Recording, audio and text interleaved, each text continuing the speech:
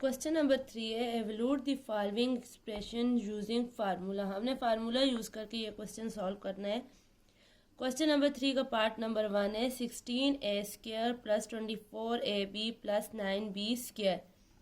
अब सबसे पहले तो ये देखते हैं 16 किसका स्क्वायर हो सकता है, तो 16 4 का स्क्वायर होता है और 9 किसका स्क्वायर होता है, 3 का स्क्वायर हमारे पास 9 होता है। फार्मूला लिखते हैं a² plus 2ab plus b² is equal to a plus b whole square.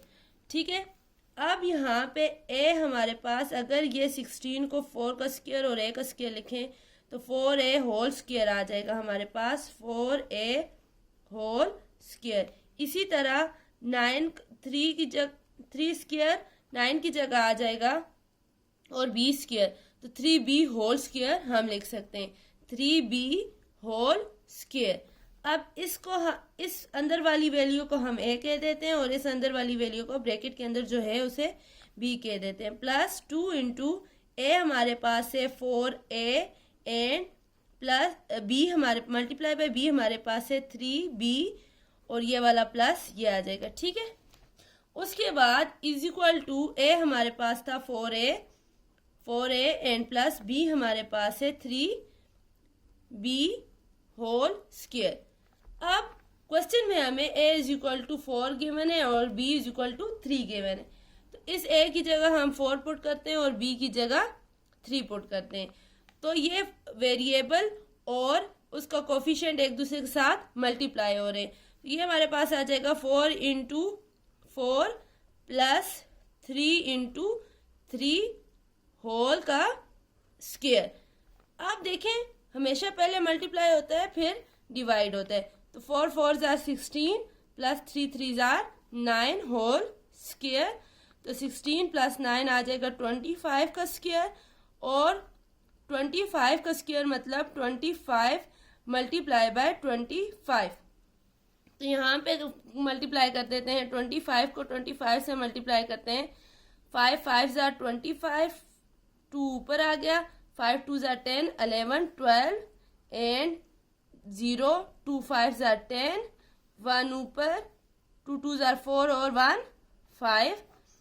इन दोनों को ऐड कर लेंगे 5 2 और 6, तो इसका आंसर हमारे पास आ जाएगा 625। क्वेश्चन नंबर 3 का पार्ट नंबर 2 है 4m की पावर 4।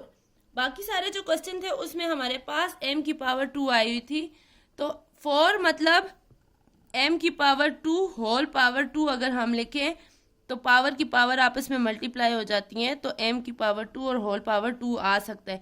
तो इसे हम लिखते हैं 2m की पावर 2 और whole square plus 12m² n² plus 3 का स्क्वायर 9 होता है और n को भी 4 है, तो इसी तरह हम अगर n की पावर 2 और होल पावर 2 आ जाए तो n की power is equal to n की पावर 4 हो जाती है, तो हम n की पावर 2 और होल पावर 2 लिख देते हैं। अब सॉल्यूशन स्टार्ट करते हैं।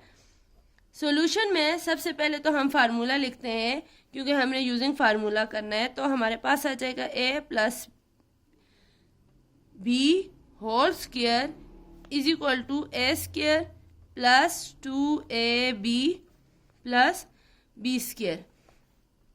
तो ये वाली साइड हमारे पास ये है, तो देखें ये वाला a, इस वैल्यू को हम कह देते हैं a और इस वैल्यू को हम कह देते हैं b, तो 2m का स्क्वायर और ये जो m का स्क्वायर था ना ये होल से नीचे था तो ये अलग से लिख लिया। अब ये वाला जो स्क्वायर है ना वो ये वाला आ गया, प्लस 2 इंटू a हमारे पास है 2m² और b हमारे पास है 3n² और प्लस b का स्क्वायर हमारे पास है 3n² और होल स्क्वायर ये वाला। अब जब हम इस फार्मूले को क्लोज करें तो a plus b whole square बन जाएगा 2m² plus 3n² whole square. अब देखें m की वैल्यू हमारे पास उन्होंने दी हुई है, m is equal to 1/2 and n is equal to 1/3, तो इस इक्वेशन में पुट करते हैं, ठीक है।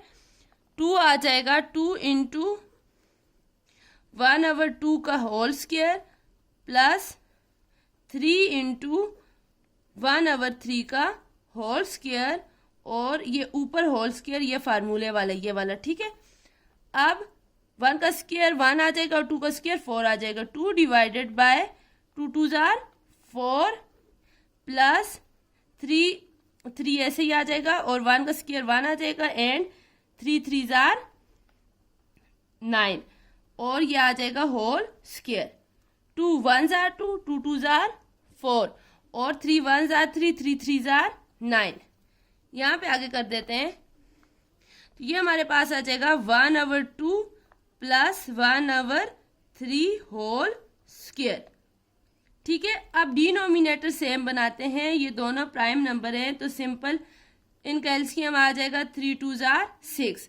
हमने 6 बनाना है नोमिनेटर को, तो ऊपर 3 को मल्टीप्लाई कर देते हैं, 2 मल्टीप्लाई बाय 3, नोमिनेटर और डिनोमिनेटर को 3 से मल्टीप्लाई कर देते हैं, प्लस 1 मल्टीप्लाई बाय 2 और divided by 3 multiply by 2 whole का स्क्वायर। तो ये आ जाएगा 3 divided by 6 plus 2 divided by 6 whole का स्क्वायर।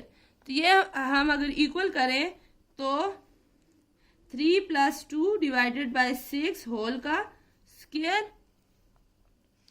तो ये आ जाएगा 5 डिवाइडेड बाय 6 होल का स्क्वायर। तो मतलब ये 5 पे अलग से स्क्वायर है और 6 पे अलग से स्क्वायर है।